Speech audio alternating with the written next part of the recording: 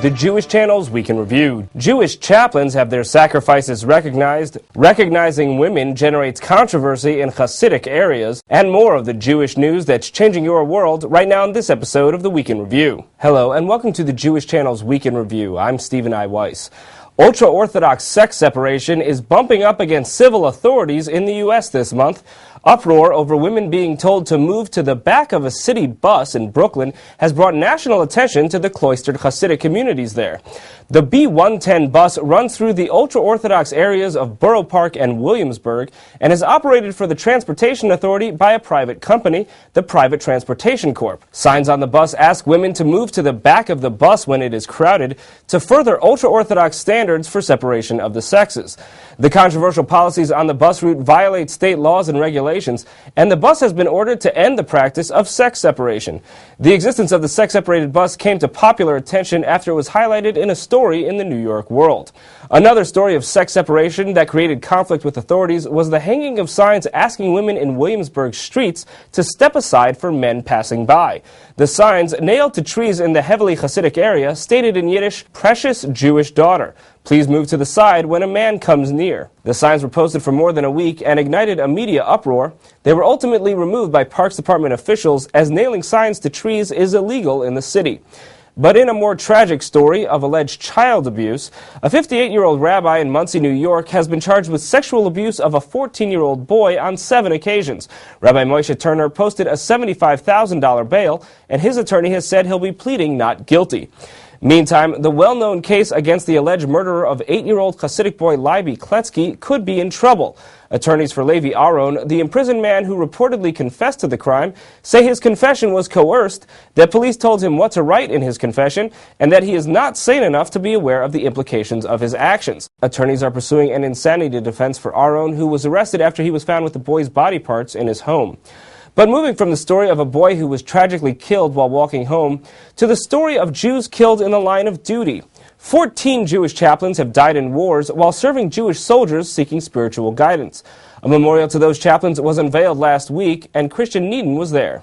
The Lions of Judah found a new home this week as a memorial plaque to America's Jewish military chaplains was dedicated at Arlington National Cemetery. Recently, the bronze plaque made an appearance at the JCC of Central New Jersey, and sacrifice was the topic of the invocation given by hospice chaplain Rabbi Moshe Abramowitz. This morning we acknowledge their loyalty and service in time of war, service to our nation and loyalty to our faith. Their sacrifice, often described as the ultimate price to be paid by those in the military, has not been adequately celebrated until now.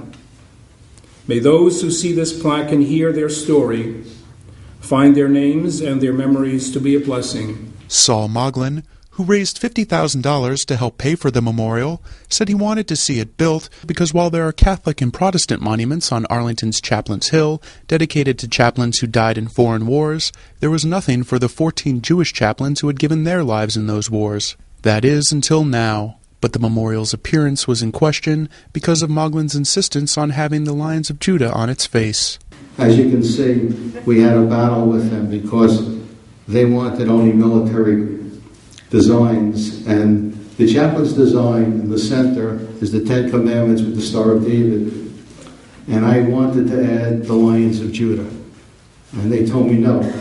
But when I told them that I have no objection to having the Catholic monument with the cross and Jesus on the cross, I said, it's fine, but don't tell me we can't have the lions. And with the Admiral, we fought for them. The Admiral which Moglin referred to is Rabbi Harold Robinson, a former long-serving Navy chaplain who now leads the Jewish Welfare Board's Jewish Chaplains Council.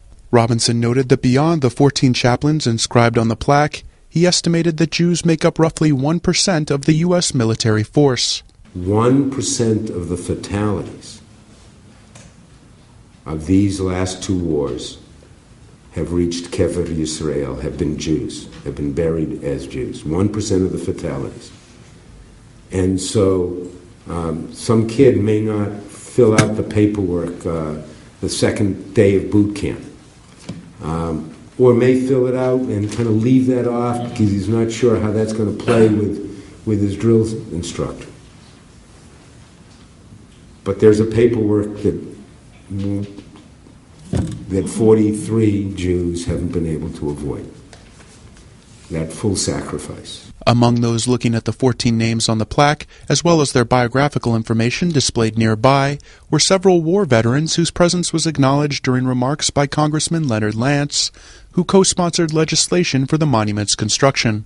Chaplains of all denominations have played very important roles in addressing the needs of our military men and women, including those in this audience who are the veterans of various conflicts and who have served us so well. Ladies and gentlemen, will you join me in thanking all of the veterans who are in the audience this morning? To see more from the ceremony, please tune in to the full broadcast edition of the Week in Review. Thank you, Christian. Sticking with the topic of Jews in the armed forces, Israel's armed forces are famous for many reasons, but one of those is their unique martial art form for hand-to-hand combat called Krav Maga. Meredith Gansman caught up with one of the grand masters of the form, and here's her story. Krav Maga is the official self-defense system of the Israeli Defense Forces. It also makes for an excellent workout. But can an uncoordinated, athletically challenged reporter master this martial art?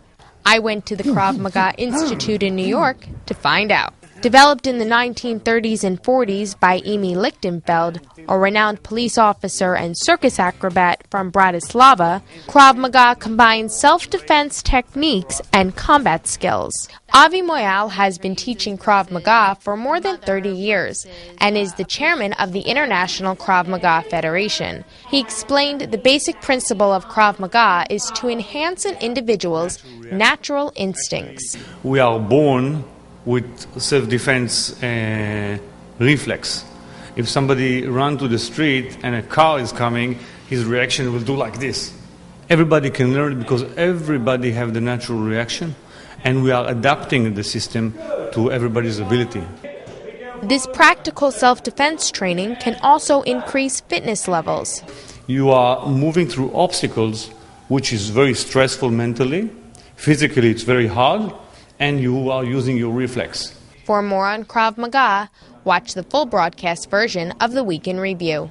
Thank you, Meredith. While we're talking about Israel, the recent debate among candidates for the Republican nomination for president touched on Israel repeatedly.